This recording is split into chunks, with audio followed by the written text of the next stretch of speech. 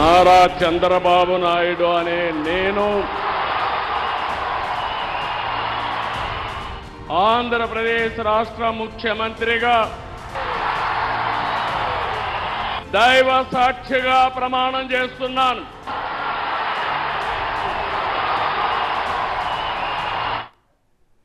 భావోద్వేగం కాదు, ఇది బాబోద్వేగం. అవును, గుండెల్లో దాచిన దాగని బాబోద్వేగం. ఆనంద బాష్పాలతో కళ్ళు చెమ్మగిలిన ఉద్విగ్న క్షణాలు. అభిమానులు, కార్యకర్తల కేరింతలు, హోరెత్తిన చప్పట్ల మధ్య 4వసారి ముఖ్యమంత్రిగా ప్రమాణ స్వీకారం చేశారు నారా చంద్రబాబు నాయుడు. నారా చంద్రబాబు నాయుడు అనే నేను అంటూ ఆయన ప్రమాణం మొదలుపెట్టగానే సభా ప్రాంగణమంతా జై జయధ్వానాలతో హోరెత్తిపోయింది. సీఎంగా ప్రమాణం చేసిన తర్వాత చంద్రబాబుకి ప్రధాని మోదీ పుష్పగుచ్చమిచ్చి అభినందించారు.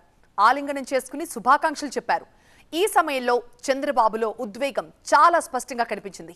బాబు వెన్ను తడుతూ మోదీ ప్రశంసాపూర్వకంగా చెప్పిన మాటలకు ఆయన కళ్ళు చెమర్చాయి.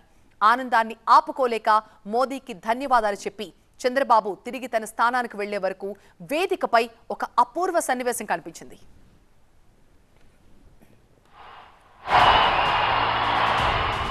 ఆంధ్రప్రదేశ్ రాష్ట్ర ముఖ్యమంత్రిగా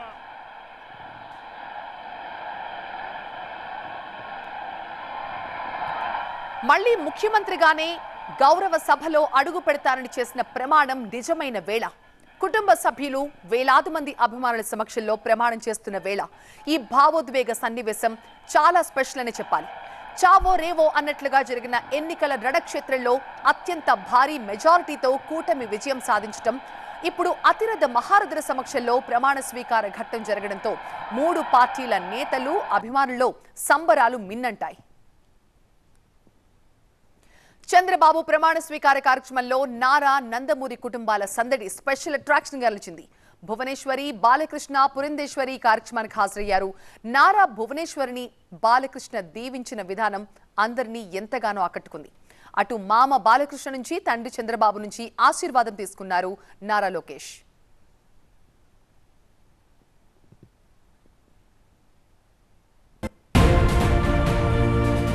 నారా చంద్రబాబు నాయుడు అనే నేను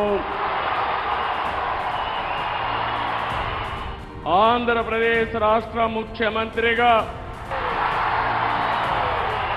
దైవ సాక్షిగా ప్రమాణం చేస్తున్నాను.